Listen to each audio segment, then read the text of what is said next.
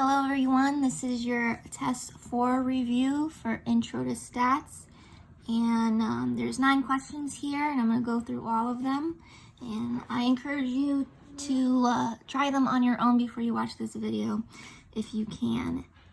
Alright, and this review is not comprehensive, but it will give you a good study resource for you. So don't just rely on this review to prepare for the test.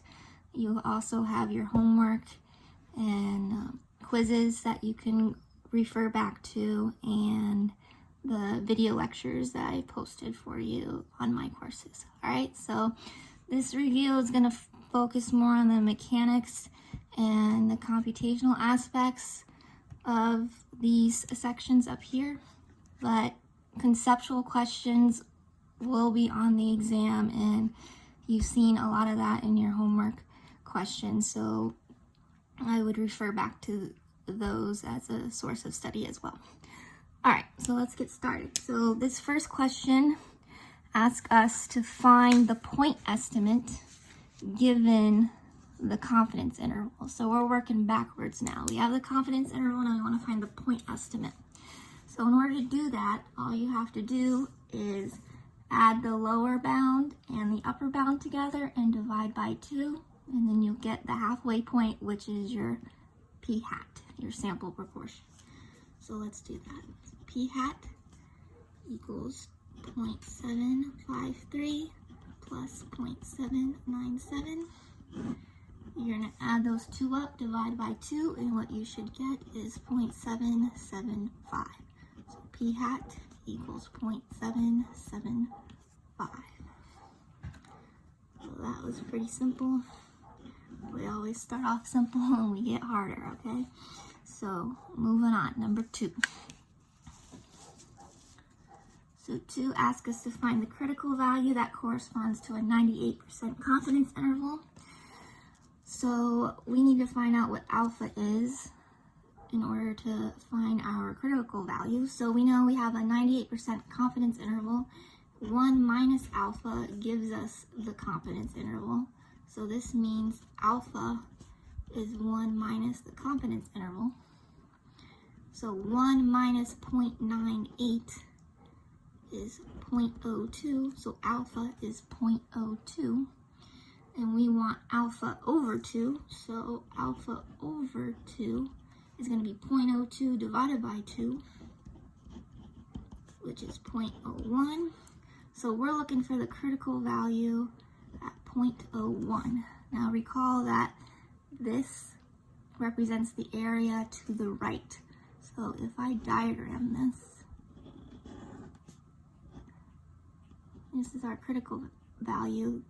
We have inside here 0.01. That means everything to the left is 0.99, or 1 minus 0.01. So if you look up 0.99 inside your normal table for the positive z-score, right? It has to be positive, right? Then you should get this equal to 2.33. So please confirm that and look into your normal table. Look inside the table at 0.99 on the positive z-score table, and then work your way out and you should get 2.33. So this is your critical value for a 98% confidence interval. Alright, moving on.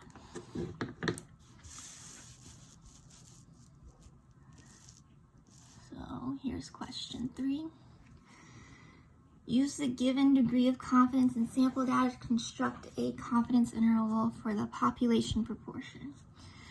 So chapter 7 talks about 3 different confidence intervals. You have 1 for proportions and you have 2 for means. And to distinguish the 2 for means, it's whether or not you know sigma or your population standard deviation, and we'll get to that in question 4 and 5. This one addresses the confidence interval for population proportion, but you need to know all 3. So, in general, we know to construct our confidence interval, we do sample proportion plus or minus the margin of error. And the margin of error is given by this formula. So you need to know these formulas for the exam because they will be utilized throughout. All right, so we need to know what the sample proportion is and what the sample size is. We need to get out our critical value here. And so let's figure out what all those things are. So p hat we know is x divided by n. So if we read this problem, of 346 items tested, so that's n, 12 are found to be defective. Construct a 98% confidence interval for the proportion of all such items that are defective. So our n, we said, is 346. Our x, the number of defective, is 12. So if we put that in decimal form, that's going to be 0.0347. Usually for proportions, you want to round to 3 significant digits. So here's 3 significant digits. The 0 does not count anything. Any 0 before an actual number is not significant. So that is how you do rounding here. And we also need to know what Q is. So Q hat is 1 minus P hat, right? So 1 minus this is going to be 0.9653. I already said n was 346. And we need to know what our critical value z alpha over 2 is. We know that our confidence interval is 98%. 1 minus 0.98 will give us alpha. So that's going to be 1 minus 0.9 is 0.02. So alpha over 2 is going to be 0.01. So we already did that in the previous problem. So z 0.01 to 0.33, right? That's partly why I did put number 2 before number 3, because we already did that work. So 2.33 is our critical value. Now let's plug it into this margin of error formula. So that's 2.33 square root of 0.0347 times 0.9653, all divided by 346. So if you put that in your calculator and you input it in correctly, you should get 0.0229 as your margin of error. And we're going to need to do p hat minus that, right? P hat minus the margin of error, p hat plus the margin of error. And when we do minus, we get 0.0118 as our lower bound. And we do p hat plus this, we get 0.022, sorry, we don't get that. We get 0.0576 for our upper bound. Okay, so to reiterate, to find the confidence interval, you take your sample proportion plus or minus your margin of error. So your first step is to compute what your margin of error is. And then once you get that, you're going to subtract and add that from your sample proportion, and you arrive at this interval. Okay, so we know that the confidence interval for the proportion of items that are defective is between 0.118 and 0.0576. I hope that made sense. All right, moving on, going to page 2, number 4. All right, here's number 4. Again, we're working with confidence intervals. And this time, we're going to construct a confidence interval for the population mean. Okay, so it's going to be a little bit different, but essentially a similar procedure as what we just talked about. So here we're told we have 30 randomly selected students. So 30, that would be our n. took the calculus final, if the sample mean was 95, so here we have this is x bar, it's 95, and the standard deviation was 6.6, so S is 6.6. Construct a 99% confidence interval for the mean score of all students. All right, here we don't know sigma, right? We know sample standard deviation, we don't know population standard deviation. So because sigma is not known, we're going to use the t-distribution to obtain our critical value rather than the normal distribution. So for the t-distribution, you need to know your level of significance. Here it's going to be alpha is 0.01, right? 1 minus 0.99. So our alpha over 2 is going to be 0.005, right? And you need to know your degrees of freedom. So your degrees of freedom are n minus 1, so in this case 29.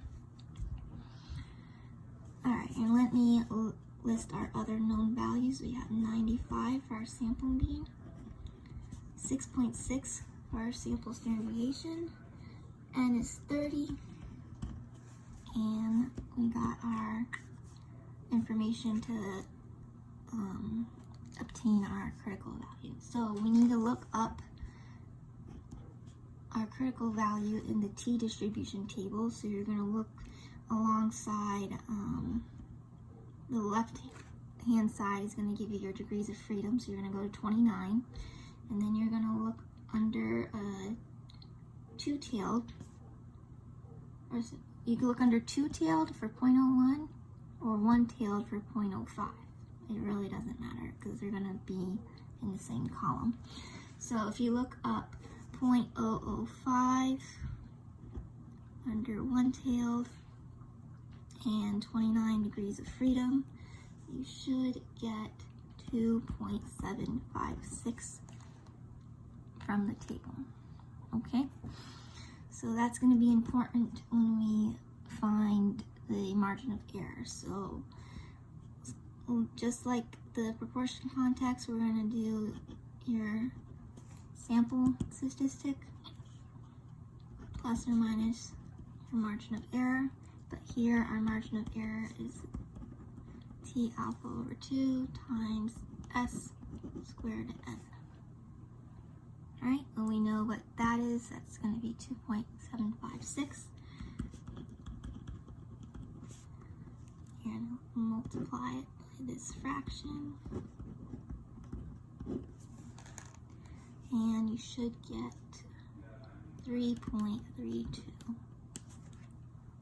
Okay, now we're going to do 95 plus or minus this, right? So 95 minus 3.32 is going to be 91.68, and 95 plus 3.32 is 98.32.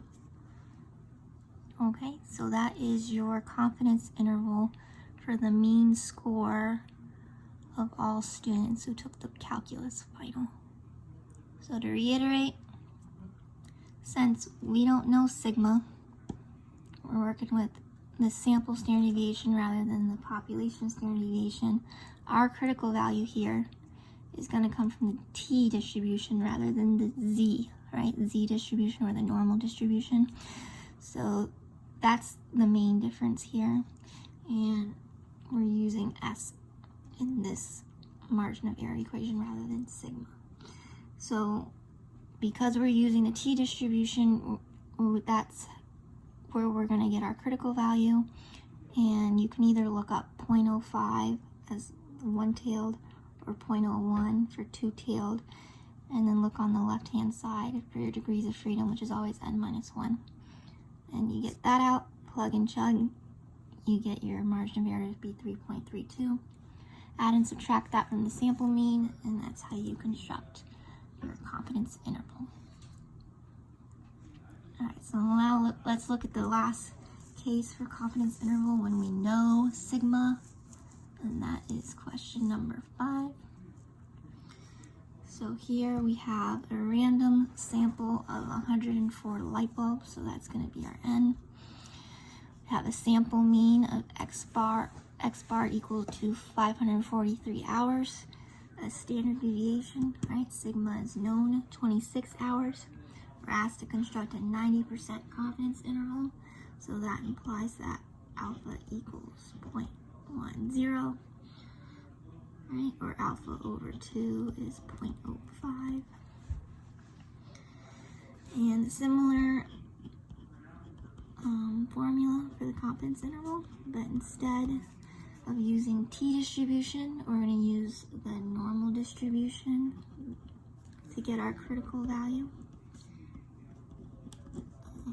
So they're essentially the same formula, it's just the difference of using t-distribution or normal distribution for your critical value, and whether or not you have sigma or sample standard deviation. Okay, so on the normal table, you can figure out, go backwards, right, and figure out what your critical value is.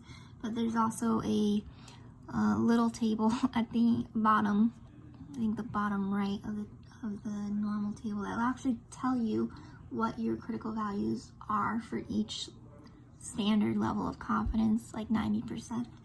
And if you go on there, you should see that at 90% your confidence, at 90% your critical value is going to be 1.645. So Z alpha over 2.05 is going to be 1.645.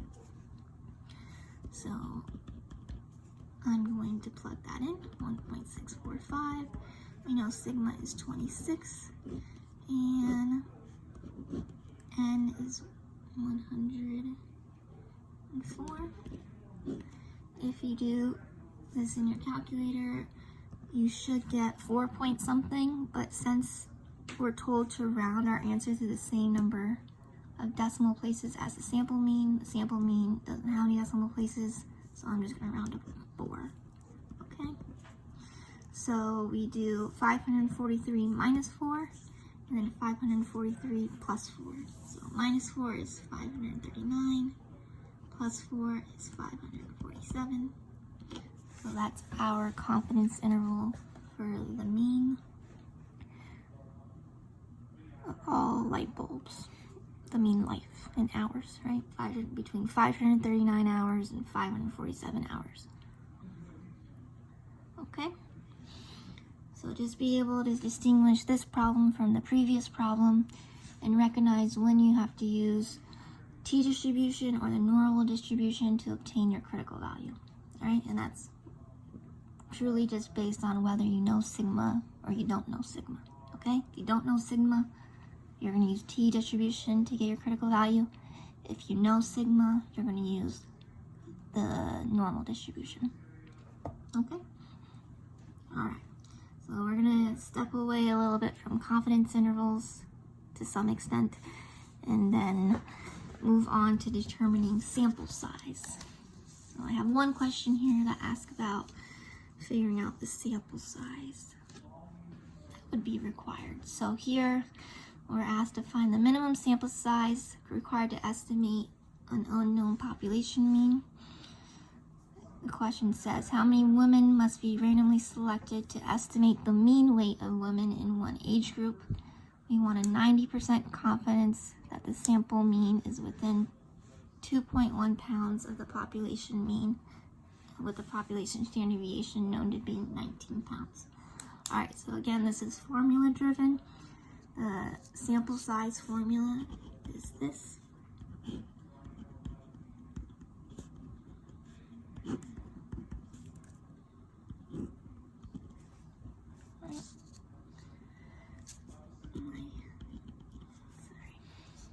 Okay, so we need to know the desired margin of error, which we know that is 2.1, so that's your E. We know sigma, we're told that's 19, right? And Z alpha over 2, well, that's based on your confidence level, and we know that from the previous problem is going to be 1.645 because a 90% confidence gives you a critical value of 1.645.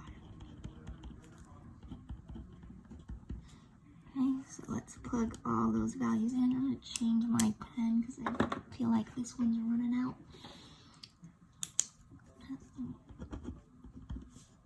So we have 1.645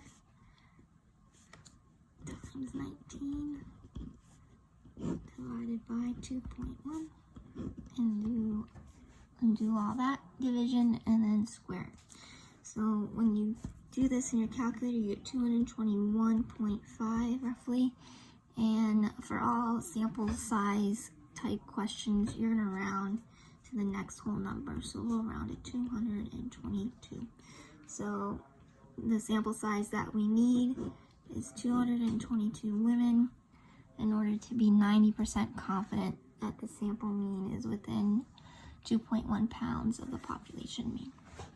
So that's pretty much it. It's just knowing what formula to use and plugging all the relevant information into the formula. Okay? All right, moving on.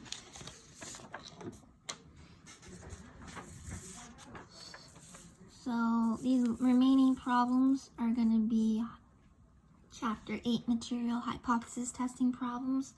And I know the lecture videos that I posted go through this 8-step procedure to do hypothesis testing. I've condensed that to 5 steps because that's how I like to do it, and that's how I would have taught you had we been in class, and this pandemic wouldn't be disrupting everybody's lives, but it be what it be, and we just gotta adjust, right? So I'm condensing it to 5 steps, even though the lecture videos that I share with you has it at 8 steps, but essentially everything's the same. I just put it, maybe their 2 steps rolled into 1 or something. All right, so let's look at this problem. We are told that we have a sample of 167 children that are randomly selected from one town. We found that 37 of them suffer from asthma. At the 0.05 significance level, test the claim that the proportion of all children in the town who suffer from asthma is 11%. So that's our claim. Okay, so we're going to go through these steps one by one. We're going to check the conditions. So here we're looking at a hypothesis testing problem about proportions, right? That is what our claim is. So my scope is just limiting to proportions, okay? So the main condition I'm concerned with is checking that n times p is greater than or equal to 5 and that n times q is greater than or equal to 5, right? You also should be checking if we have a simple random sample, which we do, right? Sample, it's randomly selected, yeah. And the binomial conditions, right? And we have all those met, but I'm really just concerned about meeting these conditions in order to assume normality and use the normal table to get our p-values and make a decision. We need to check that this is met, all right? So n, we know, is 167. P is in our claim. It's not, P here is not your sample proportion, it's what your claim is about. So P here is 0.11.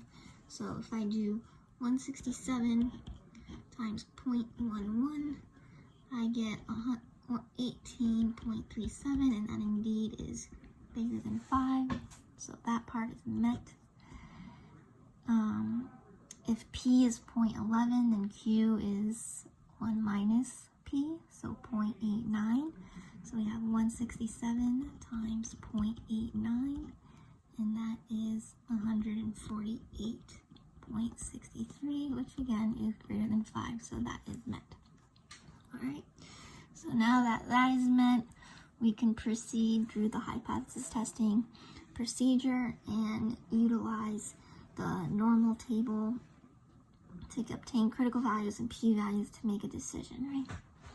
All right, step 2, which is usually the beginning step beyond checking your conditions, is to state your hypotheses. So we have the null hypothesis and we have the alternative hypothesis, right? So the null hypothesis is always the equality claim, right? So we want to test the claim that the proportion of all children in the town who suffer from asthma is 11%. So we're looking at P. So P equals to 0.11. And the opposite of that is just not equal to, right? So that is our two hypotheses. And our claim is in the null hypothesis. So you need to specify if your claim is the null or the alternative. Here, it's the null, right? And your null hypothesis is always going to be equal to something. Your alternative is either going to be less than, greater than, or not equal to. Since our question never specified less than or greater than, we're just going to assume it's not equal to. Okay? When it doesn't make that clear, you just do not equal to. Okay? All right. And then our level of significance here, alpha, we're told is 0.05. Okay. So for proportions, we have a specific test statistic formula, and it's given by this.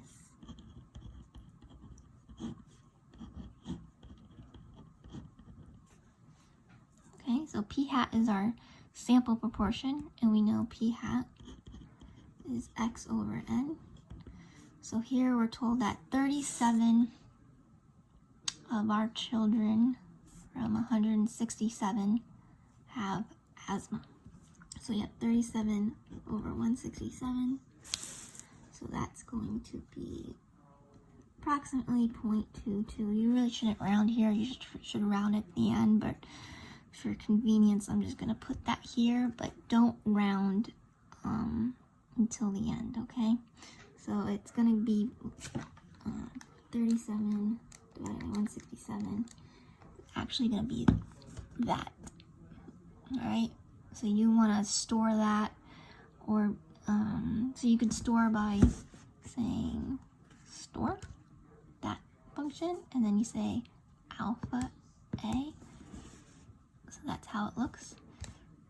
All right, so now it's saved in your calculator if you're using a TI graphing calculator, and you can be able to use that when you compute the test statistic. Okay, so use that. Don't use 0.22. Round at the end. All right, but for convenience, I'm just going to write 0.22 on my paper. Okay, so that's 0.22 minus P. P is our assumed population proportion, so that's 0.11 divided by P again, 0.11. Q is 1 minus P, so 0.89 all over N, that is 167. So if you do that using the unreduced form of P hat, you should get 4.61. That is your test statistic. Okay. All right, now that we have our test statistic, we can use that to make the decision using the critical value method first, and then I'll show you the p-value method as well. All right, so the critical value method, we need to get our critical value. And then once we have that, we can compare our test statistic to the critical value and decide whether to reject the null hypothesis or fail to reject the null. Okay, so our critical value is based on our level of significance. So we know it's going to be z alpha over 2. We said alpha was 0.05, so we need to look at 0.025. And just a side note, like, you can just recognize that if alpha is 0.05, then your confidence would be 95. So you can just look up the critical value that corresponds to a 95% confidence interval, and that's going to be 1.96. But since this is a two-tailed test, right, because it's not equal to, you're going to do plus or minus 1.96. So you have negative 1.96, 1.96, and the regions to the left and to the right are your rejection regions right here, okay? So where does 4.61 fall? Well, 4.61 is over in here. So since it's in the rejection region, we can reject the null hypothesis. So since 4.61 is inside the rejection region, I'm just going to call it RR, we can reject the null. Okay? So that's the critical value method, and we should obtain the same result using the p-value method. Now, what you can do is use your calculator to get your p-value out. So let me show you how to do that. Alright, so what you're going to do is go to stat, go all the way to test, and then you're going to go to a 1 proportion z test, this guy. Okay, because we're working with proportion hypothesis testing, so we're going to do number 5 here. And then we're going to put all our relevant values, which I already have done for us. So we have 0.11 is our hypothesis proportion value. And we have 37 out of 167 that have asthma, right? And we're doing a two-tailed test, so not equal to 0.11.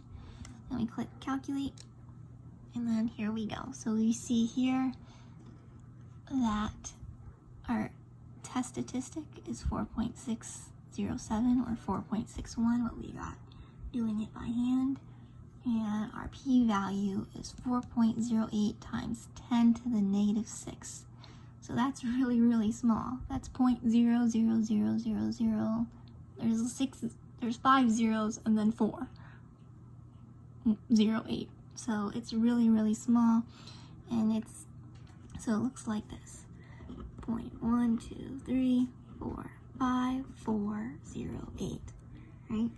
And that's certainly less than our alpha value of 0.05. And we know that if our p-value method, if our p-value is less than alpha, we can reject one. So that's how you would obtain the p-value from your calculator. If you look up 4.61 in the normal table, you will see that it's off the normal table, because I think the normal table goes to like 3.5 or something like that. It's cut off.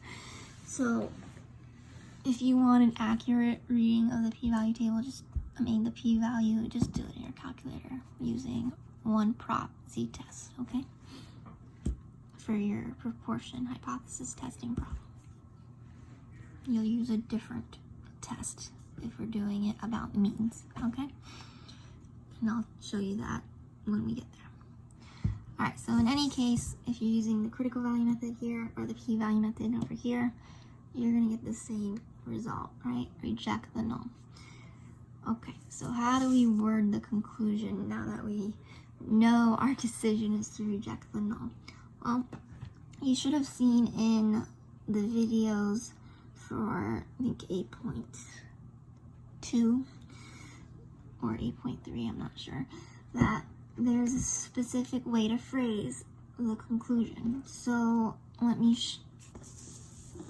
write down here the different ways you can phrase the conclusion based on whichever situation you're in. So if your claim is in the null hypothesis, you can either reject the null or fail to reject the null, right? If you reject the null, you word it this way: there is sufficient evidence to warrant rejection of the claim. and then continue on specifying what that claim is according to your problem. If you fail to reject, you're going to say there's not sufficient evidence to warrant rejection of the claim. Okay, so if your claim is the null hypothesis itself, then you have this type of language. Sufficient to warrant rejection, not sufficient to warrant rejection based on whether you're rejecting or failing to reject. If your claim is in the alternative hypothesis, again, you have these two possible outcomes: reject the null or fail to reject the null. And if you reject the null, you say there is sufficient evidence to support the claim. Right? It makes sense. If you reject the null, then you're quote unquote accepting the alternative, though we don't say we're accepting it. If you fail to reject the null, you say there is insufficient evidence to support the claim. And then again, keep on and specify what your claim is based on your problem. Okay, so let's use this as a guidance to state our claim for this problem. So we know that our claim is in the null hypothesis, right? So it's in the null, we're rejecting the null. So we have this scenario, right? Our claim is in the null, we're rejecting the null. So this scenario, I didn't mean to say that one. This scenario, so there is sufficient evidence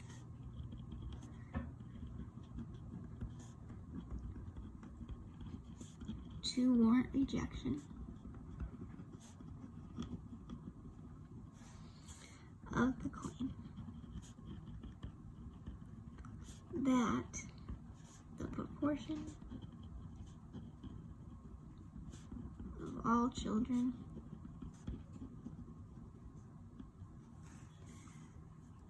in the town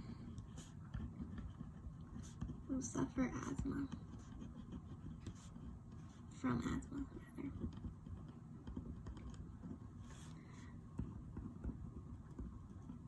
is 11%.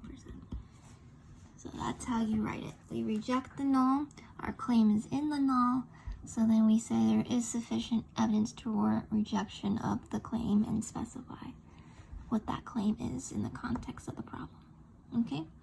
So we'll come back to these, this guidance kind of flow chart when we do the next two hypothesis testing problems. Okay? Alright, moving on.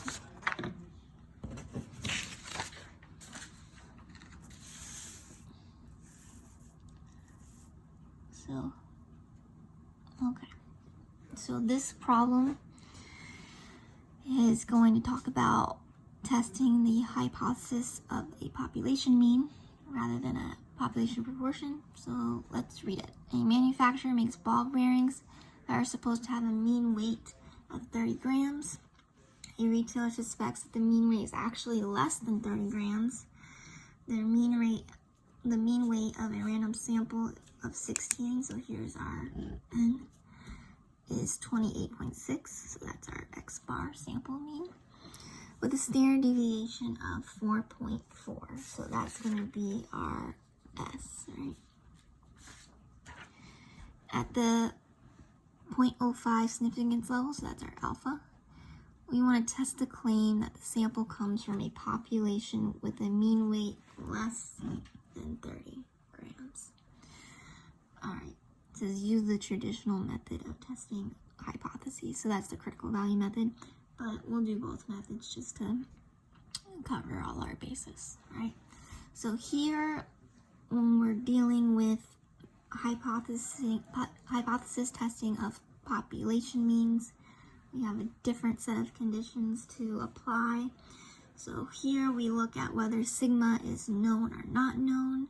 Here we have sample standard deviation, not population standard deviation, so sigma is not known.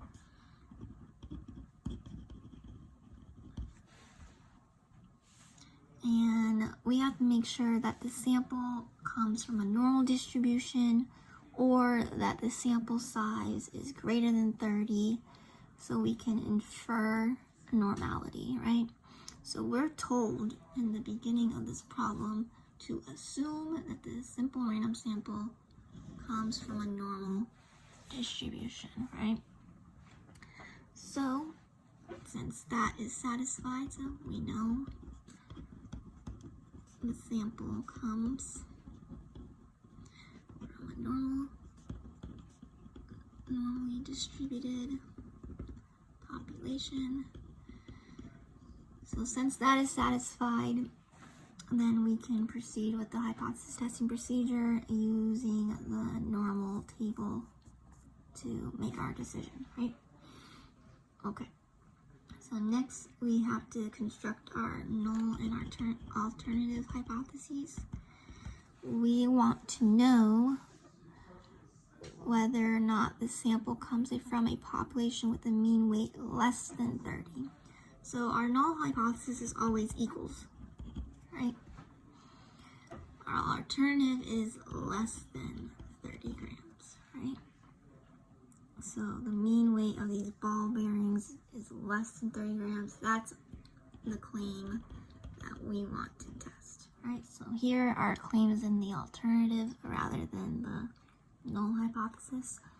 And our alpha value is 0.05, which was the same in the previous problem. Okay, so now we have to compute our test statistic, and again, that's going to be a different test statistic. It's going to be based on the t-distribution, right? So our test statistic is x bar minus mu s divided by square root of n in the denominator. So let's put all the relevant information in. 28.6 is our sample mean. Our population mean is 30, which is our assumed population mean, right? And standard deviation is 4.4 divided by square root of n here is 16. So if you do all that, you get negative 1.273. Okay, so that is our test statistic, and our critical value is going to come from the t-distribution because we don't know sigma. Anytime we don't know sigma, we default to the t-distribution.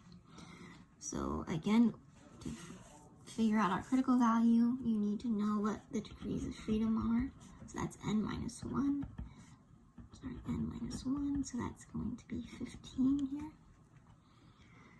So if we look up, and we're doing a one-tailed test here, right, rather than a two-tailed test. So if we don't have to do alpha over 2 here. Alpha over 2 is for two-tailed tests. Here we have a one-tailed test, so we just need to look up the critical value at 0.05 and 15 degrees of freedom, and you should get negative 1.753. And we say, well, it's in the table, it's positive 1.753, but since our test statistic is negative, we're going to make our critical value negative. So if we graph this, sketch it, we have negative 1.753. So our rejection region, right, is less than, right? It's a left-hand probability. So that's our rejection region. And we know negative 1.273, our test statistic is outside our rejection region. So we fail to reject. So let me write that down. Negative 1.273 is outside rejection region, so fail to reject the null. Now, let's do the p-value method in the calculator, and I'll show you how to do that. It's very similar to to what we did before, but we're going to use a different test. So again, you're going to go to stats, you're going to go to test. Now you're going to go to t-test because we're doing, we're working under the t-distribution rather than the normal distribution. So we're going to look at t-test. And here our null mean value is 30, right? 30. Our sample mean is going to be 28.6. Our sample standard deviation is 4.4. Our sample size is 16. And we're doing a left tail test, right? Does all that look good? It looks good to me. Calculate. And you see our test statistic is negative 1.27, which is what we got, 273, right? And our p-value is 0.1112, right? So our p-value equals 0.1112, which is greater than 0.05, right? Which our alpha value. Since our p-value is bigger than our alpha value, we fail to reject. So again, we get the same result using the p-value method. So just know both methods because your tests will either ask you to input the p-value or input the critical value and have you make a decision based on that, okay? Alright, so here in this case, you're going to go back and look back at that flow chart I made on the previous page, and our claim here is in the alternative, right? So our claim is in the alternative. We fail to reject the null, right? Fail to reject the null. So we have the language as there is sufficient, there is not sufficient evidence to support the claim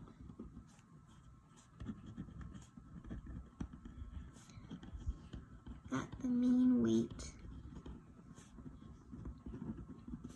is less than 30 grams, right? Because our alternative has our claim. We fail to reject the null. If we fail to reject the null, we're adhering to it. We're not letting it go, right? We're keeping the null. So if we're keeping the null, there's not sufficient evidence to support our claim, which is the alternative, right? Okay, so that's this problem. All right, one more to go, and then I'll sign off, okay?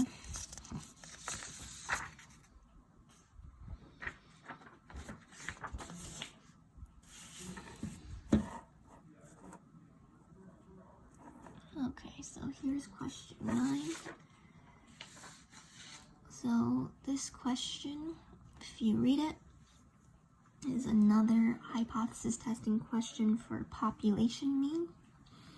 So let's go through it and pull out the relevant information. So we have a random sample of 100 pumpkins, so that's our n, is obtained, and the mean circumference is found to be 40.5 centimeters. So that's our x bar. Assume the population standard deviation is known. So now we know the population standard deviation. So sigma is 1.6 centimeters. Use a 0.05 level of significance, that's alpha, to test the claim that the mean circumference of all pumpkins is equal to 39.9 centimeters. Okay, step 1, check the conditions. Do we know sigma? Do we not know sigma? Here we know sigma, so sigma is known. And now we have to decide whether we know if the sample comes from a normal normally distributed population. We're not told that, but we do know that the sample size is 100, which is bigger than 30. So if n is bigger than 30, we can assume normality, right?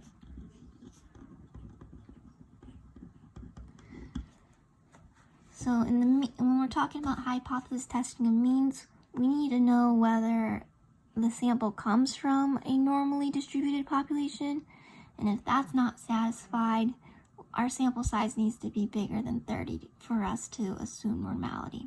So one of those two conditions have to be met. Here, that first condition was not met because we're not told that the sample comes from a normally distributed population. So we check if the second condition is met, which it is, so we're good to go, and we can proceed through the hypothesis testing procedure. All right, step 2, state the hypotheses. All right, so our claim is that the mean circumference of all pumpkins is equal to. Anytime we said equal to, that's our null hypothesis, so we say mu equals 39.9. We don't have anything saying about less than or greater than, so we know our alternative is going to be not equal to 39.9. So again, we have a two-tailed test here, and alpha is 0.05. And do you know alpha is traditionally 0.05 for most of these problems, but it could change on your test. You could have alpha be 0.1 or 0.01, but 0.05 is standard significance level to be using. Anyway, let's compute our test statistics. So we know sigma, so our test statistics is going to be written as z rather than t, and it's pretty much the same formula, but instead of s here we have sigma. Okay, so we know sample mean is 40.5 centimeters. Our assumed population mean is 39.9. Sigma here is 1.6 divided by the square root of 100. Work that out in your calculator, you should get 3.75. Okay? Alright. Now let's do critical value method and the p-value method and make a decision. So our critical value is going to be based on my level of significance here. It's a two-tailed test, so I need to do alpha over 2. So alpha over 2 is going to be 0.025, right? And you have to do plus or minus because it's two-tailed. You get 1.96. Alright, you can recognize that if alpha is 0.05, then your confidence level would be 95%. So you can look at the critical value that's matched up with a 95% confidence interval, and you should get 1.96. Okay, so if we sketch this, negative 1.96, positive 1.96, so our rejection regions, because it's a two-tailed test, right, are these two. We know that 3.75 is inside the rejection region, so if it's inside the rejection region, we reject.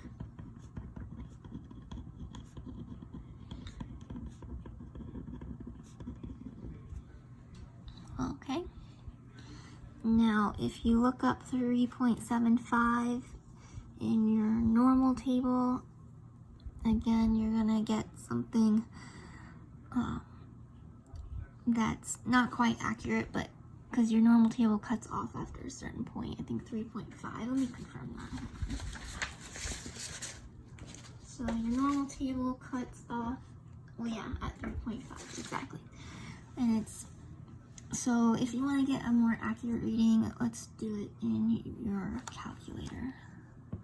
So again, we're going to go to stats, we'll go to tests. Now you're going to stay at z-test, right? Because t is if you don't know sigma. Here we do know sigma, so we're using z-test. So we're looking at 39.9 as our mean.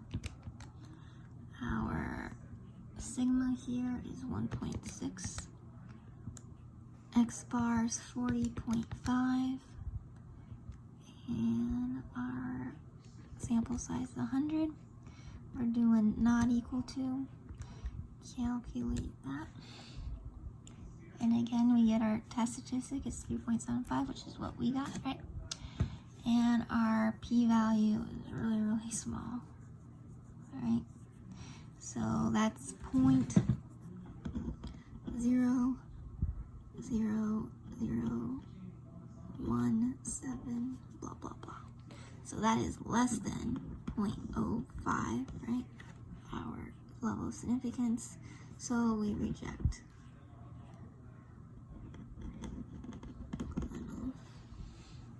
So this is a p-value method.